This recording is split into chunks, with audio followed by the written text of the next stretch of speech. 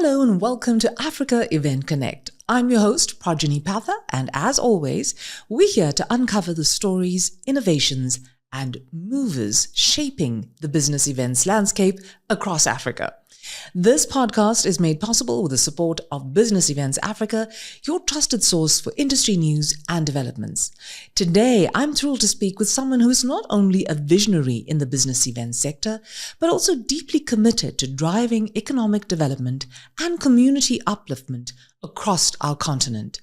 Joining me is Miller Motala, founder and CEO of Millvest, a passionate advocate for local economic development and inclusive growth, especially for the youth. Now, Miller's dedication to shaping Africa's future is evident in his incredible work, particularly through initiatives like the Tourism Investment Forum Africa. It's an honor to have him with us today. Okay, so Miller, thank you so much for joining us today. I know we've tried multiple times to get you to sit down with us, but because you're such a busy man, doing so much for the business event sector, we're truly appreciative of that, and we value your insights, and we know you have so much to share. So thank you so much for joining us today. It's a pleasure. Thank you very much. I guess we've been looking forward to this. So have we, and I know that our listeners are going to be truly inspired. For those who know you already, I'm sure they love to hear your voice. And for those who don't know you yet, I think you are an inspiration that they'll want to follow and learn from in terms of how we move forward in the business event sector. So for those people that don't know you or don't know you well enough, just take us briefly through your insights into your journey in this business event sector. Thanks again, Projeni. It's a very long story, I must say. So, but the summary. Basically, my background was in education. I kind of got I saw that by default. I was fortunate to get a scholarship from USAID. Went to the US, and one of the things we did there was curriculum design. So when I got back, I went and joined the technical SA at the time. And one of the courses that landed on my desk as some of the projects I had to do was a tourism course. So I obviously had to know more about this course, and I tried to learn more about tourism, and I found that this is fascinating. And I got hooked. And the rest is history. So I got into tourism that way, got into, from the university that I used to lecture at, I went into the technical. From technical, I joined South African tourism at the time, which was called SAACI. Right. So I think from SAACI, it was a destination marketing role. I started first, though, as standards administration, looking at the time grading of hotels and the tour guides sector. Used to be the register of tour guides. And I think from there, it was just supposed a natural progression to get into the marketing side of the business, destination marketing in South African tourism. And from South African tourism, and then went and joined Tourism KwaZulu-Natal as the CEO there. And I wasn't there long until I got asked to come and manage the ICC there when the CEO at the time, Alec Gilbert, relocated to Australia. And I think that from there, I kind of just was national progression. Yes. Being at the ICC and learning so much about the business event sector, I think it just kind of built the passion for the industry and the sector. And what we are doing now as Millvest is really, I would say, naturally doing what we have learned and what I've come to love in the business event sector, which is around creating connections, meaningful connections that result in value. Yes. And I think our sector is very big in that. And I find that one is able to kind of articulate and express and actually act out better passion in this business event sector. And most people don't realize, you would know the economic impact of what we do, how big it is and how it basically changes lives. You can see change lives in front of you. I know so many people who started out at the ICC, for an example, they are really managing big successful businesses who used to be at some point our suppliers and so forth. So I think it's really, for me, it's about giving back. And I'll kind of touch later on sure the things that drive one to kind of focus on local economic development. Sure. I mean, I think it is truly remarkable listening to your journey, and I can fully understand now where that passion comes from. And I think when you're an educator, you'll always be an educator at heart. I share the passion. I come from the same industry. Yeah. And you always want to empower and educate and uplift. I think it continues with you, Exactly. right? Yeah. It stays with you, as you know. Yeah. No matter what sector you go into, I think it stays with you. I suppose that's almost a default position. And you always want to share, impart knowledge or share and Yes. develop. And so it's almost a default mode that you go into. Exactly. And I think as well, you're so used to getting, when you see the outcomes, the impact of that sharing and imparting that knowledge and the upliftment, and you see the individuals grow as well. I think for me, it just warms my heart and I can be beaming for days. Gratifying. Right. It is truly gratifying. And we find ourselves in the business event sector then. Now, Millvest has been an integral part of that sector, you said, since 2015, right? 15, yeah. Yes. Sharing, imparting, consulting, and growing businesses in the sector. Can you tell me, give me an overview from your point of view of this business event sector in South Africa?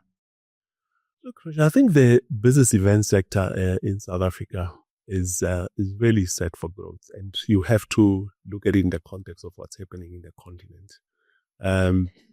There are developments in the continent, I think, that are really going to impact positively on the business event sector.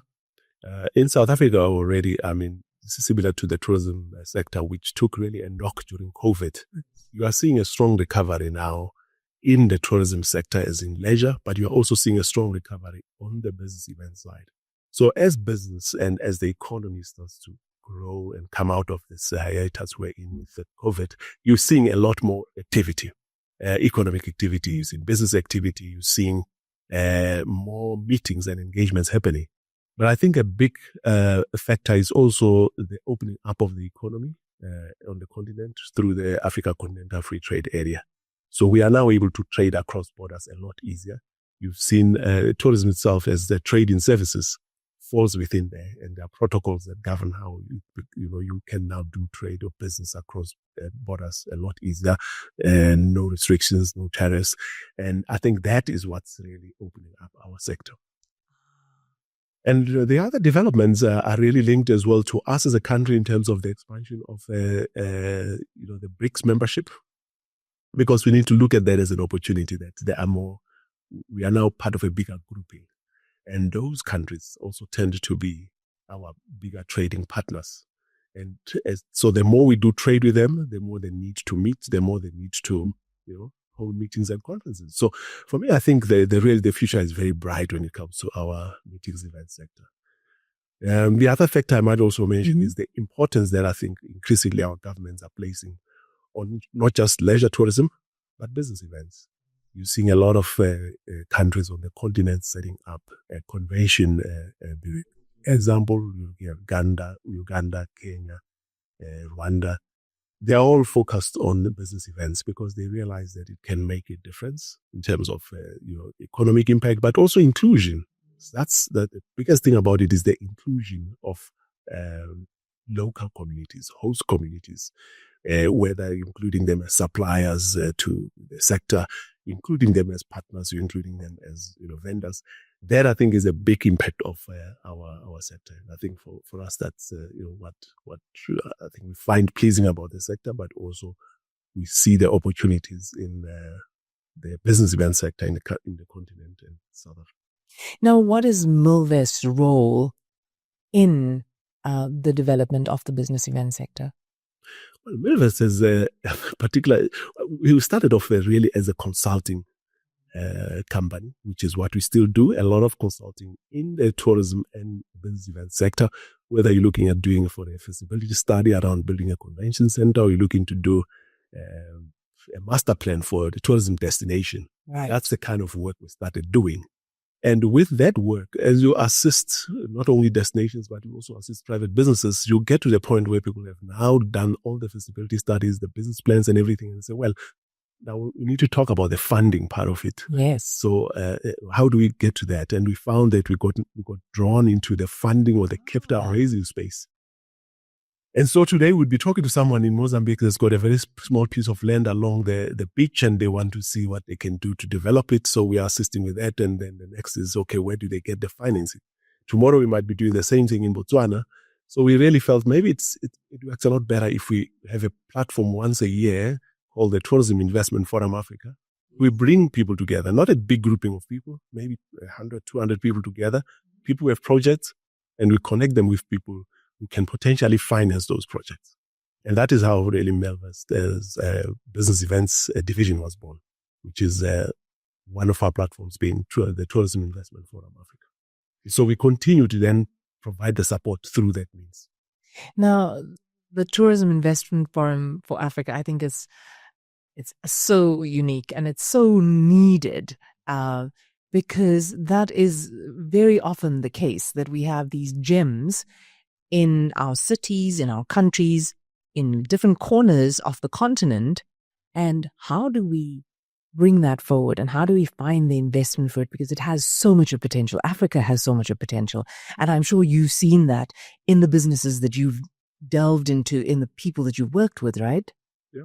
No, certainly that's, there's so much potential around that. But to go back to your point around, part of the rationale behind a tourism investment forum is that for the longest of time, when you look around, you see a lot of forums that are focused on the demand side of tourism. Yes. Is really the marketing side. So there are a lot of platforms, whether you're looking at here in South Africa, across the continent and globally, that are focused on demand creation and management. That are really about business development, about sales, about marketing. Yes. Of various products and various tourism destinations. Yes. But what we found lacking was the supply side of it, in terms of how do we build the supply side and how do we bring about investment in that tourism land. So we focused a lot on marketing. Right. We spend a lot of money on marketing, but we don't spend a lot of money on developing the supply side. So post-COVID, for an example, properties were distressed. Yes, of course. Went out of business. And so there's a need for a lot of them to get back and to kind of get financing and get advice on how do we get the financing and the investment coming in. And some should not to simply dispose of them. Yes, because each of them had probably really unique offerings that were well utilized pre-COVID, right? Yes. So we're losing these assets, losing this stock, if I may put it, in our tourism plant. But we are not replacing at the same rate as we are focusing on the marketing. Right. So effectively, we might find that if we had 3,000 to 4,000, let's say, properties that were 3-star or 4-star graded, post-COVID, you don't have those. But you continue marketing as if you have them. Exactly. So marketing the destination, you still trying to get people here, but the offering has reduced. The offering has reduced. So, but you need to build your stock and build your offering. But it's through building that offering that you are also creating sustainable jobs and employment. So, for example, and this is what we're passionate about, how do you develop products in the rural areas, in second-tier cities and towns and regions, not just in your main cities. Right. And so that is why with the Tourism Investment Forum, we don't necessarily hold an event here in Johannesburg and say, let's tell you about the Northwest. We go to the Northwest. We research potential areas in the Northwest that have potential for investment, and we go there. So you launched TIFA in 2023, right? Was it 2023? We started, let me say the inaugural one. Yes. In 2023. But we've been doing a lot of investment facilitation, not under the name TIFA. We go back in 2015 with those, for instance. Our first one was interesting enough, in the Northwest, the area where I come from, in 2015, where we had what we called the Matola Investment Conference. Yeah, that's what's called the Matola Trade and Investment Conference. And the idea was really to bring investment into that very little known area. But I suppose now a lot of people know the area. Yeah. And they know a small town in it, which is just a few kilometers from where I was born, which is still Fontaine. Okay, yes. And they know it from what has been happening with the so-called illegal mining. But the reason we went there was when the mining activity came to a stop, that town, Stilfontein, Clarkston, and our township where I came from, we actually, were depressed economically. So people lost jobs and the economy was really down. And why we decided let's have an investment conference in that far-flung remote area was really to try and cast a spotlight on the area and say, can we get some people to invest in the area? It wasn't the easiest. I'm sure that's quite a number of daunting task. People who showed interest, and fortunately the mayor at the time, she was also, I think, very visionary. She really looked around and said, who comes from this area, wherever they may be? And she said, come back home, let's help and see what you can do. And that's how I kind of got involved. Wow. And was it a well-received conference? Did it spark a great initiatives in that area thereafter? Can you measure that now? It did. It did. And part of what we've learned is that we need to get more involved in facilitating the action or the implementation. It's not good enough to say, we've brought these people. Yes, to you. We've got the investor. You have signed an MOU with them, and we think we are done and we walk away, which is what happened there. There are several MOUs which are signed with the investors. We brought to Mauritian investor, had actually 3 projects that he actually signed an MOU with the municipality to implement. One was around development of a resort, the Van Menkes resort. They have a small airport there, which is not really, I would say, well utilized. The other MOU was around developing that airport. So I see now, 2 years ago, they put out an RFP for the development of the airport. But he had already had an MOU signed by that time with an investor in Mauritius. The other one was a waste to energy project. So the projects are not always in tourism, because tourism is pervasive and find there's linkages. So the one was an energy project, which was aimed at developing in one of the big dumping sites they have there, to set up a waste to energy project. And as I said, the learning was, don't just leave it there when you have an MOU, and I think it will happen. Unfortunately, the mayor passed on during COVID, and I think some of those projects kind of came to out. But as I said, 2 years ago, I see they resuscitated one of those, which is around the airport. But what you're saying now brings us back to that, the ripple effect of business events tourism. When we look at hosting meetings and hosting conferences, we get so busy in hosting it and rolling it out and getting the right people there.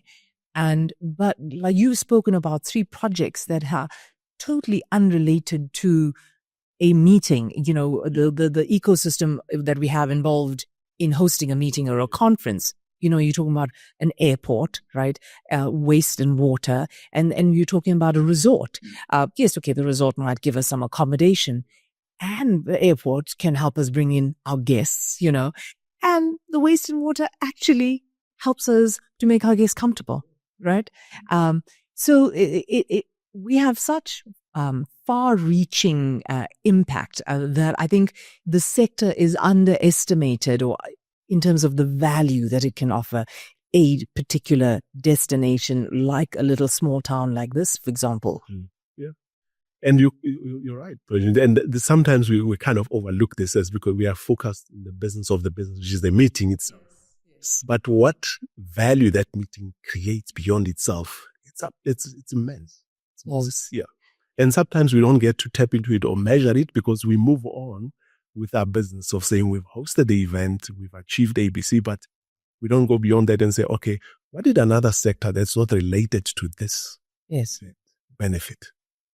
And if you look around, you'll find that there were sectors which benefited, which were not really core to what we were really trying to do.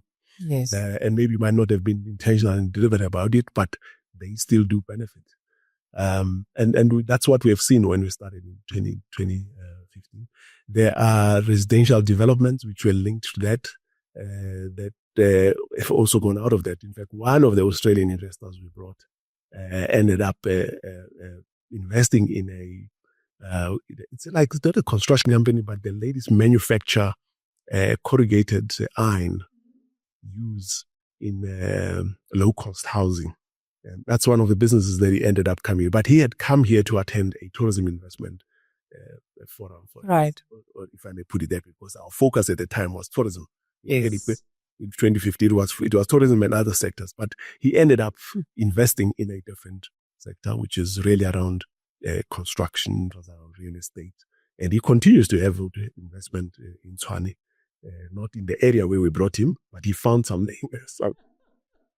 So would you say then that starting off as a focus being on tourism, TIFA has obviously evolved to the next phase when you realize that the meeting has a bigger impact on the area as a whole in terms of various forms of investment and not exclusive to tourism? You're so right. That's all right. And that's what we kind of came to realize. And now, although we still say it's a tourism investment forum, we recognize that the tourism value chain is so deep and so, I must say, diverse. Yes. That you have to look at it in that fashion. Whether it's transportation, whether it's the agribusiness that lands the food on the table that the hospitality sector utilizes, you have to look at all of those. So you can't just isolate in tourism and look at only, say, hotel developments. Yes. So in our approach, we don't look at only hotel developments, we look at tourism broadly. And so we also look at the infrastructure that facilitates tourism, for example. So that's why you'd see our first edition of the Tourism Investment Forum in the Northern Cape also focused on energy, for example, because that's what they are looking at. It focused on aviation because they want to develop the airport and a facility there for either salvaging old aircraft and for also maintenance of aircraft in that particular airport. So we focused on not just sectors or the subsectors within tourism, but we also look broadly at what influences tourism, because cargo and passenger traffic go hand in hand. For airlines to fly there, they also need the cargo side of things. So for them to look at a cargo and logistics hub makes sense, because with the cargo logistics hub, they also grow the passenger side. And so these are some of the things we kind of learned over the years, and that's why we say it is the Tourism Investment Forum, but it looks broadly at investment in the locations that we host it in.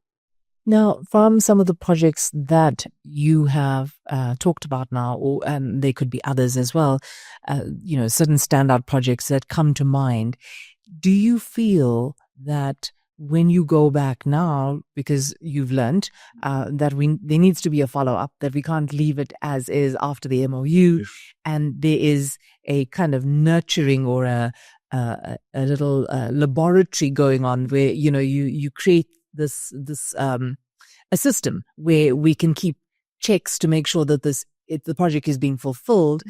Do you find that those have far-reaching impact in terms of the upliftment of those local communities? Is it reaching those local communities? I think they do, and the point is that we've come to learn that we need to have more, or kind of play a bigger responsibility in making sure that those projects come to fruition. Yes. Because it's not enough to just say, the MOU signed. Municipality has signed an MOU. Yes. We've done our job. Initially, we believe that if we've brought the two together and we've joined hands, we can walk away. Yes. But I think we've now realized we have a bigger responsibility to continue to support them. For instance, in the cases that I mentioned in the Northwest, the challenge was a very simple one, that once the investors had signed, they struggled to get the information from the municipality that would then take them to the next step. Okay. Which is a very minor thing. Yes. And then you come to realize when you then pursue the issue and you say, but our investor says that they are not getting the information that you are supposed to give them now legally in terms of the MOU that you've signed, you then discover that actually the municipality might not have the capacity or capability to provide all the information. All the information is not there, or it's dated and they don't know how to deal with that.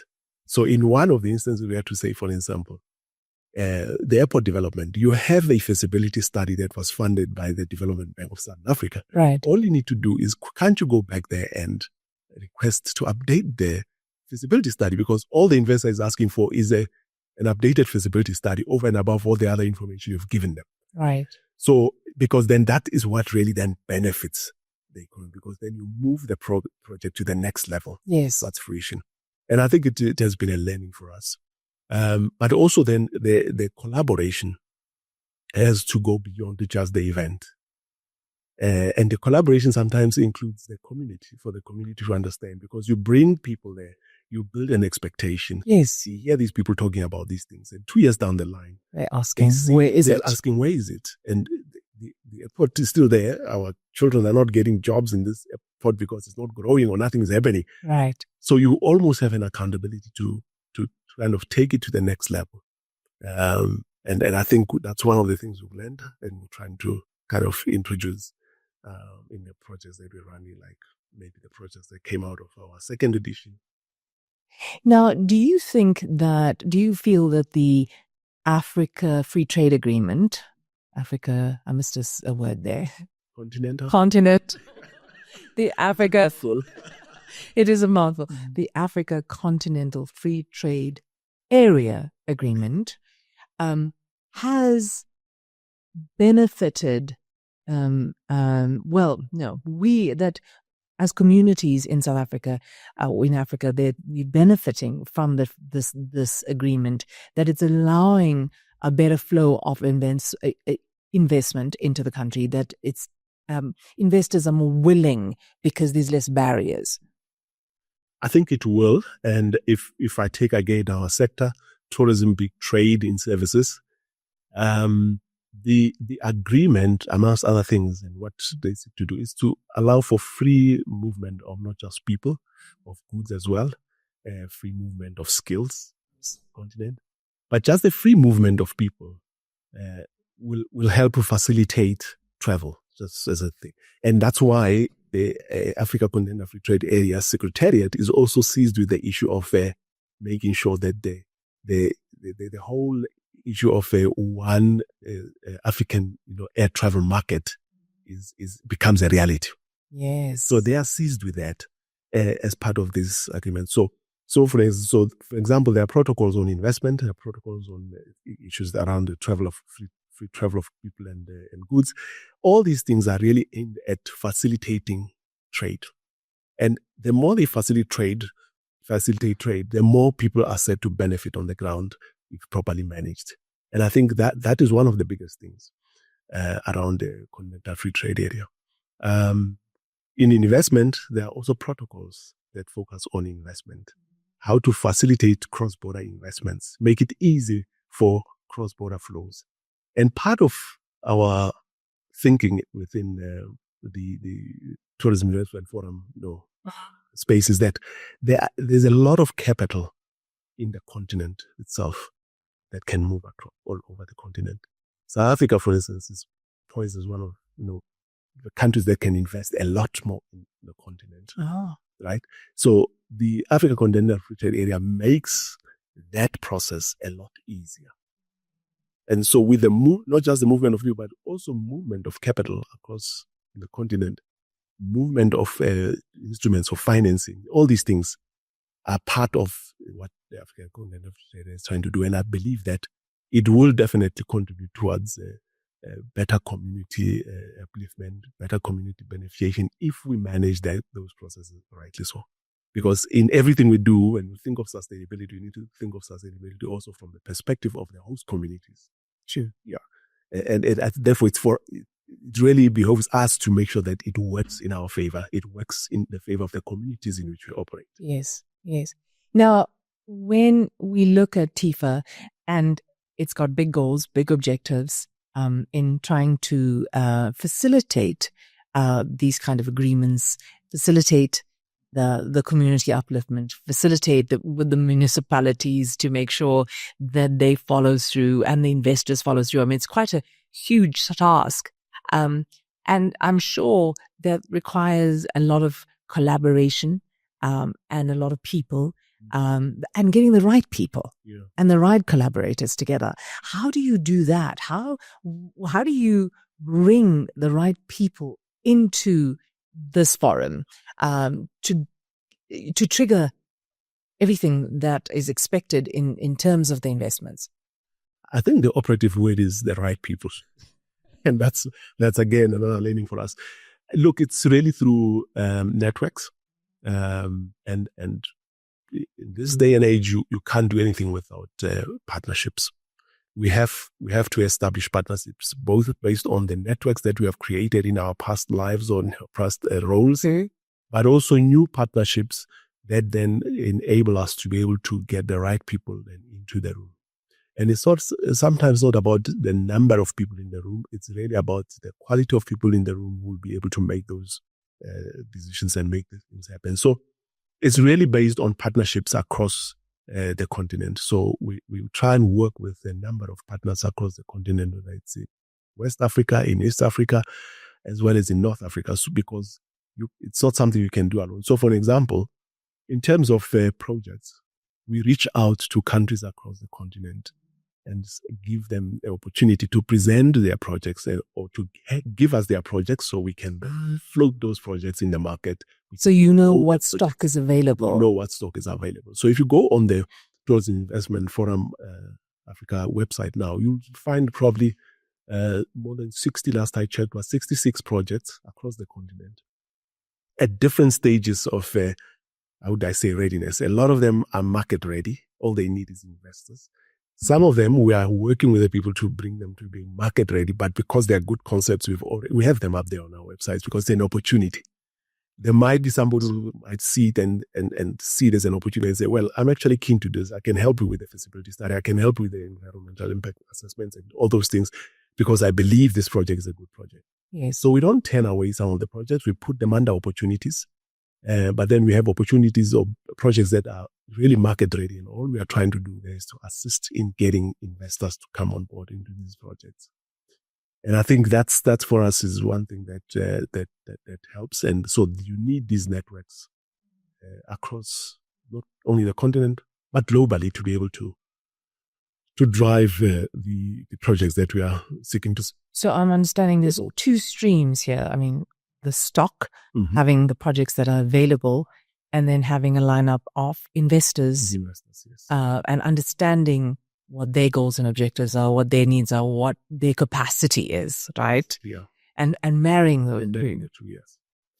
That's quite a task. I mean, when we organize, events, we often, it's a numbers game very often, in terms of the quantity of people. Very often that's how it's measured, by the quantity of people. But from what you're saying in terms of this particular situation, this scenario, it's all about the quality of people. That's right. So and the quality of projects. And the quality of projects. You're so right. It's finding the right fit between those two. The right quality projects, the right quality of investors or financiers. Again, there lies the challenge that you have to find financiers who are open-minded enough to look at projects in Africa. Right. Sometimes for some people, just the notion of projects in Africa turns them away. For some people, the notion of a tourism project is just as daunting because people find, you'll find especially in the financial sector, that the banks will say, tourism, it's the payback is too long and, it's quite a bit risky. So you tend to find that they don't like to get involved in financing greenfield tourism projects. Okay. So there again, it's a question of us engaging and trying to see if any of the projects we have, would they look at and we understand what they are looking at and whether they would consider these projects, and if so, under what circumstances. And those that they don't consider at all or would never consider at all, it helps us also to know. Because then we know when to approach them or which ones to approach them for. So we don't waste their time and don't waste the client's time as well. Of course. So, now, I see that you've got the next TIFA set to take place in Richards Bay. Correct, yes. So why is it so important for you to bring TIFA into these smaller towns? I mean, you went from the Northern Cape, right? Now we're going to Richards Bay. No? We went to... I missed one. We're basically going back to our original formula. We went to Northern Cape, Uppington, and then we went to Cape Town. And the reason really Cape Town is not kind of in line with our ethos or the philosophy of TIFA, but the destination that we were looking at for 2024 was not ready.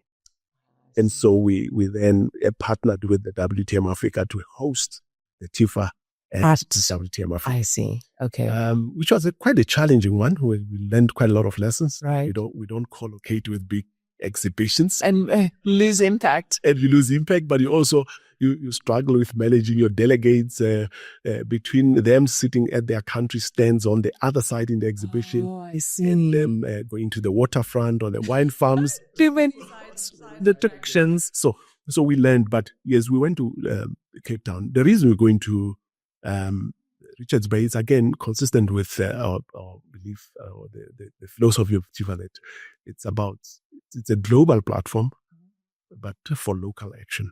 So we want to contribute towards local economic development through this global platform. So the people we are bringing in there, whether they come from Europe or US or wherever, or the continent itself, the focus is on people who are keen to look at projects in these local areas and invest in them. Yes. That is really it, or to promote them. But there's another side to it which is equally important. It's about positioning and profiling those destinations as locations for hosting events, because the focus is on first tier, as you would know. Yep. We all want to host the event in Cape Town. Make it easy as possible. It's easier. Which is what we say. We say with TIFA, we don't do easy, we do impact. Brilliant. So we don't do impact. I like that. So that's really the reason. So we investigated and researched, as we did with the Northern Cape, what's coming up in other second-tier cities. And Richards Bay is coming up strong in terms of the developments that are planned there. As a port city, there are huge developments around the ports. Yes. So we think that will impact the communities around there positively. And some of these developments are around mining, but we believe there's strong opportunities in the business event sector. For an example, there are plans to have 2 hotel developments around there, which we are already saying we need to try and interest people in them and have a look at them. There are plans to develop a convention center, an international convention center around there. In Richards Bay? That's correct. They have plans to build a huge kind of bridge that links into the waterfront. So there's plans around the waterfront development. And so these for us are very important, because they have the impact of that is they will develop their local economy. They will create jobs if these projects come off the ground. And so on the back of that, we think Richards Bay would be a good candidate to take this platform. We could have taken it to Durban. Yes. But we deliberately take it to those areas that are still emerging, coming up, but have huge potential impact. Yes. So that's why we are going to Richards Bay. Now, when we look at the African tourism investment landscape as a whole, right? I mean, you talked about the stock earlier, about finding the stock, making that available in terms of that stream. Do we have some great stuff coming up in the pipeline? Do you believe that there's some you talked about 66 projects, you said? It's just that's just us. That's just you. But remember, if you look at the broader industry, there are a lot of projects. Your Radisson's hotels, for instance, are planning to build more than 100 hotels across the continent. When you talk to other hotels like your Marriott, you're talking to Marriott itself, yes, they have plans for hotel developments across the continent. AAXO, other hotels, they have plans for developing hotels across the continent. So there's a huge interest. As I said, the interest lies in the hotel sector of tourism. But it's important to look at the other sectors as this within tourism, whether it's the sector which is around attractions and game parks or amusement parks, whether it's the smaller lodges or lodge developments, whether it's your long-term rentals and stays outside of your main centers in the rural areas. Those areas are not receiving a lot of interest. And that is why we are saying we're trying to kind of channel the interest there. When investors are looking for these kind of opportunities, do they all have completely different goals, or are there any similarities or commonalities amongst them when they're looking for projects to invest in? I think there are very, really common things that they look at. They obviously will look at the risk profile of the country. They'll look at if it's a specific project around the returns of that specific project. what is the rate of return and what's the payback. All those things they will look at, but they will also look at things such as, do I have the skills to be able, do we have talent in that area to develop this? Or if we don't, then what would be our plan to do it? So they will look at all those issues. They will look at infrastructure as well, right? So look at whether the infrastructure is there to support this particular project that they are building. And that is where I think government comes in, because a lot of the time government are the ones who need to provide, especially your bulk infrastructure and all those things. So they will look at all these things. They will look at skills, they will look at talent, and they will say, look, we think it might be worthwhile. Increasingly now, they are looking at the sustainability element in the project. I was about to ask, yes. They are increasingly looking at the sustainability elements of the project. So they look at the people side of things. They will look at profits, of course. Yes, of course. Then also look at the planet and the environmental impact of what they are planning to do, and how does it impact the community around there. So I think increasingly you're seeing business taking an interest in sustainability elements when they are looking at projects. It's not just your simple commercial matrices that they're going to look at. That's so important. And do you guide the conversation if they don't? Do you take is it one of the tick boxes when talking to clients? Is it a priority? Is it on the agenda? It is a priority. And I think the good thing is that a lot of clients that we deal with are savvy and they're very aware of it. Sometimes, yes, you do find small enterprises or that might see it as a cost. And you've got to make them understand that it's actually not a cost. One of it is the marketing for you, but it also ensures sustainability of the project. Because if you don't take into account sustainability factors now, you are going to have to grapple with them. Whether it's sustainability in terms of the skills within the community that you are planning to develop this lodge or not, you have to take that into account. Whether it's where you are going to source your products, and there's a community that's sort of where you might want to source the products from there. All these things are going to determine the sustainability of the project. Because if the community sees that they benefit from this, they are likely to protect it as their own. And increasingly also what we push is public-private partnerships. Yes. Where we then bring in the community and ensure that you can upskill them to be, meaningful owners and shareholders in the project, and not just be suppliers of products and all that. You can move beyond that step and actually involve them, give them a stake in the project, but in the process also educate them so they understand how to run and manage the project. So when you look at TIFA and we look at the stakeholders being, your investors, your key stakeholders being your investors, and then obviously having the stock like we spoke about and that side of the market, who are your other stakeholders that you bring into the party to make TIFA a reality?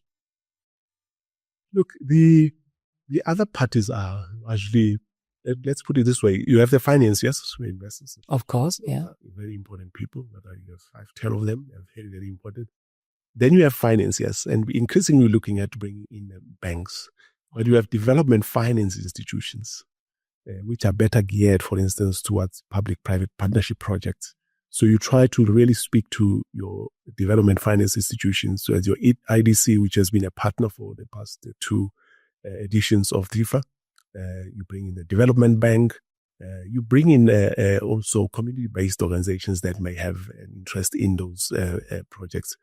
I think increasingly universities and research or tertiary institutions are becoming very important, not only as content partners, but also as partners in terms of there's a lot of work that's done at universities that is aimed at developing, coming up with new products, innovations that can actually be taken to market that investors may have an interest in. But sometimes they don't find the platform to share these innovations. Some of these innovations have started actually at universities, where students come up with some either technological innovation, which eventually goes to the prototype stage and eventually goes to commercialization. And when you look at the genesis where it came from, it actually came out of a university. Wow. And so you find in KZN, for example, the Durban University of Technology has, I think, a dedicated section that looks at just spawning innovations by students and then finding financing for it. Yes. One of the lecturers, they actually got a funding to take forward one of the innovations because it was such a brilliant project. Wow. Not through our platform, yes, through other platforms, but just highlights the role that research institutes, universities can play in this. In fact, if we can get private sector universities as well as the government working together, a lot of these innovations could come to the market. Completely. I just love the fact that you've taken the forum and, very often in the business event sector, we find these events happen, we bring together people, and then we move on. We move on to the next project. But what I love about Millvest and the formation of TIFA is that it doesn't just end there. There's so much that happens on both sides, before, after. It's a continuation. It's a project that continues. And so during I'm sure you've used these opportunities from the time you started it, like at the beginning of Millvest as well, in terms of listening to what these stakeholders want. And how have you been able to listen to them, get the data from them in terms of what they want, what they needs, and then bring it into the year after? Have you been able to follow through and fill the gaps that were spotted? No, you're right. We try and get feedback, especially from either the investors who come there, but we also have an advisory board that we use as a sounding board prior to the event itself and post the event. And I think part of the learning that you refer to, that we brought together an event and we then walked away. Yes. One of the key things that we realized that unless you continue some interventions, all the effort that you've put in for the whole year comes to naught. Yeah. Because, the information is not forthcoming. That's right. So yes, that's how we tap into it. But we also get a lot of feedback and criticism around things, which we take on board and see how we can try to improve. Because it's a very, very, how would I say, a very challenging space. I'm sure. And a space that obviously people want to tread carefully with, especially when you're talking not your kind of traditional investments just around, want to build a hotel here. When you're talking about the areas such as, for an example, the expansion of a lodge that's owned by a community and managed so people sometimes don't kind of want to get involved in those things because they see them as headaches. Yes. So there's a lot more that goes into it. With our second, the first edition actually, one of the projects that came out of there was an expansion project for the transformative park, a lodge within the transformative park in Kgalagadi. Right. The Kgalagadi transformative park. It was in existence. It's a little bit dilapidated. It's also co-owned by the community. And so it is only when the gentleman from the company that is helping the community managers talked about the challenges they had during COVID and how during that time and even before then, they didn't realize that the community in one of the areas where actually that they were supporting saved a lot of money during this period that they were receiving. So part of the deal they were receiving, they saved. And so when COVID hit, they actually had a kit that they brought to them and said, let's see what we can do rather than let this thing collapse. Oh. And they were surprised. In some communities, those funds are very quickly spent. And sadly. So, but it's different. So, but that helped them then to be able to, when they presented this story, the NEF actually had a later discussion with them around, say, okay, maybe we can advance you the funds to then do the refurbishments and the expansion. And that is really based on the fact that they probably saw that this community is a very responsible community and they were able to do this. So perhaps they can have discussions with them around additional funding.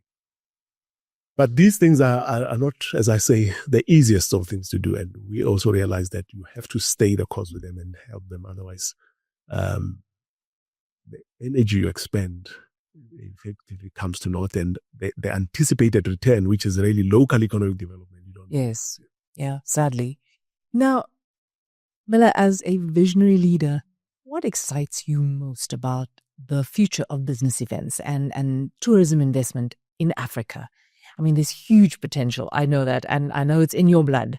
But through all your experiences that you've seen over the years, what excites you about the future of this industry? I think I've touched on the Africa Continental Free Trade Area as I think for us it's going to be a game changer. on the continent.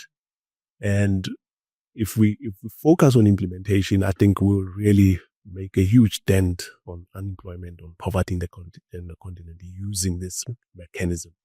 In the past, we've had a lot of mechanisms that we really never utilized coming out of the African Union.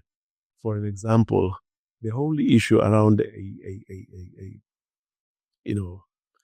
what they call the transport mechanism for ensuring freedom of transportation, air transport, for instance.